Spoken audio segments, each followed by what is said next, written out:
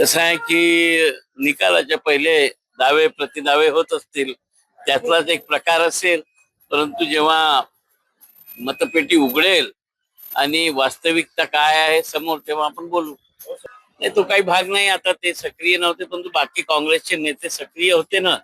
ज्यांच्याकडे सगळी यंत्रणा सगळे होते, असे सगळे नेते सक्रिय होते. आणि शहरात सुद्धा तरी किमान आम्ही एक गठ्ठानं व्होटिंग केलेलं आहे.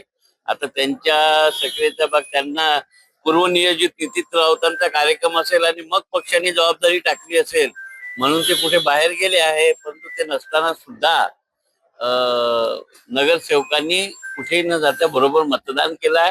आम्ही सांगितलं होतं की नगरसेवकांना कुठे नेण्याची गरज नाही आहे. ते सकाळी एका जागी जमा झाले 8 वाजता, एक सोबत जाऊन त्यांनी मतदान केलं. मला वाटते काँग्रेसचा एकही नाराज आमदार नाही आहे आणि तो काही जाणार नाही आहे.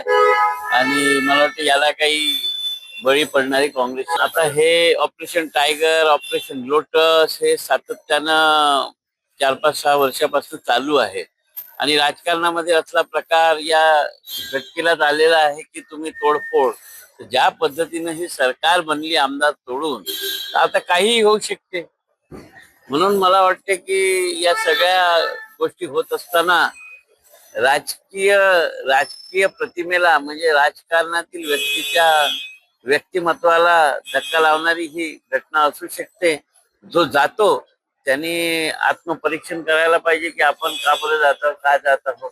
परंतु हल्लीच्या काळात हेच सगळं होत आहे आणि हाच ट्रेंड निर्माण झाला आहे. म्हणून जनतेचा सुद्धा विश्वास आता राहणार नाही की कोणत्या पक्षातल्या खासदाराला निवडून दिल्यावर तो कुठं जाईल.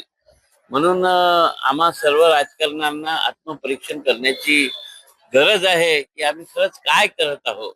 जे जनप्रतिनिधी आहे, ज्यांना जनतेने निवडून दिला आहे आणि त्यांनी कसं वागावं, कमीत कमी नाही कोणाची तर जनतेची तरी, ज्या मतदारांनी निवडून दिलं त्याची तरी लाज राखावी असं मला वाटतं.